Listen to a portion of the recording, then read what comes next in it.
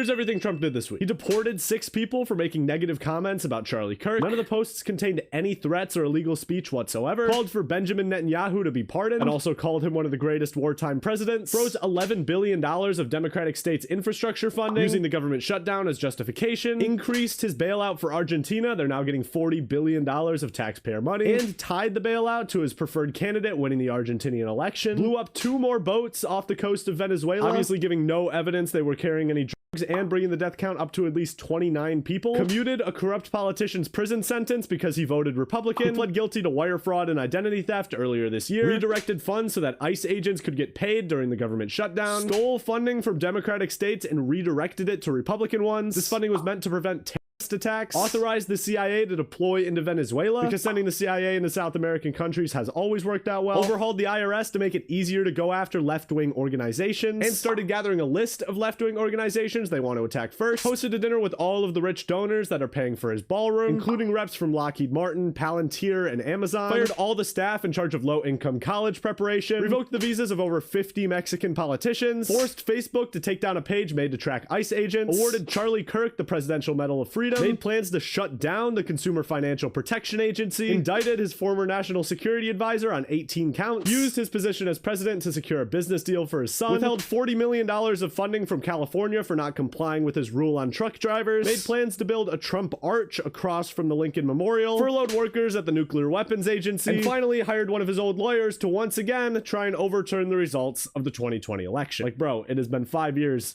Let's pack it up, dog. Trump had a lot of court verdicts this week as well. An appeals court rejected Trump's request to send the National Guard to Chicago. A judge blocked him from laying off thousands of government workers during the shutdown. A judge extended his block on Trump's troop deployments in Portland. A judge dismissed a lawsuit challenging some of Trump's energy policies. An appeals court rejected Trump's bid to send the National Guard to Chicago. And finally, a judge ordered Trump's ICE agents to wear body cams in Chicago. In other news, a hostage exchange was successfully carried out by Israel and Hamas on Monday. But the day I'm recording this, Israel has just broken the ceasefire again, so we'll have to see what happens now. A ton of US news outlets refused to sign Trump's Pentagon access policy, saying it threatened their freedom of press. And finally, No Kings protests swept the country, with over 7 million people showing up nationwide. All right, now for our trackers. Inflation is at 2.9% and steady. Unemployment is at 4.3% and steady. Eggs are at $3.59 and steady. Gas is at $3.30 and steady. And Trump has so far spent $95,200,000 playing golf in his term. Again, reminder, a lot of these stats won't be updated during the government shutdown because the BLS isn't releasing data, so they're going to be pretty much frozen until the government reopens.